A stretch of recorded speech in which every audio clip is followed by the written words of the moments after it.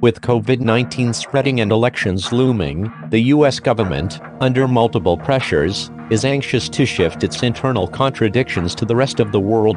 The world is furious at America's reckless and irresponsible behavior. From foreign correspondents, to students, to technology companies, to consulates, the United States has a way of giving the Chinese a hard time. Pompeo and Trump have also repeatedly vilified China in various speeches. China will not simply tolerate and take countermeasures so soon after the unwarranted actions of the United States. The morning of July 27th, the United States Consulate General in Chengdu closed. The competent Chinese authorities then entered through the main entrance and took over. By contrast, on the afternoon of July 24th, the U.S. law enforcement officers forced their way into the Chinese Consulate General in Houston and even used the tools to break the door before the order expired.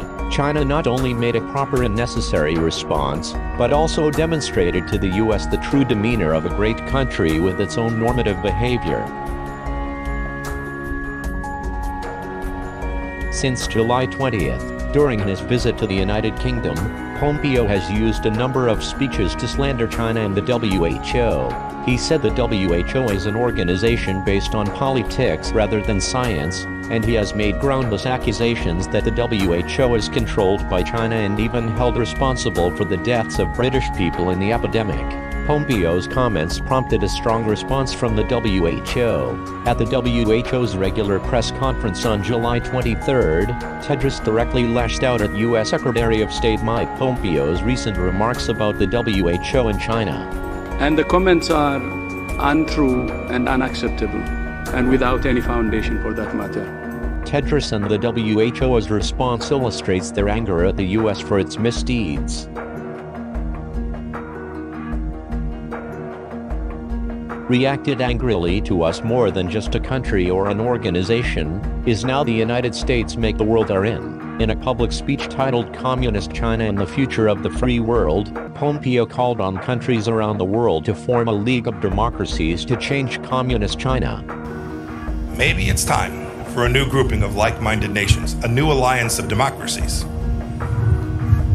If the free world doesn't change Communist China, will surely change us. The speech was seen as a signal of a new Cold War and aroused widespread disgust and strong opposition from international circles. On July 25th, a global online public conference entitled Any New Cold War Against China is Against the Interests of Humanity was spontaneously organized by scholars and activists from 48 countries and streamed live on Zoom, Facebook and YouTube. 17 well-known scholars and opinion leaders from China, the United States, the United Kingdom, India, Russia and other countries participated in the speech, and netizens from more than 50 countries and regions watched online. The meeting released a 14-language version of the joint statement, rejecting a new Cold War. Many participants agreed that any new Cold War would be totally against the interests of mankind, and called on the United States to abandon the Cold War mentality. Among the growing discontent with America, the bet is coming to fruition.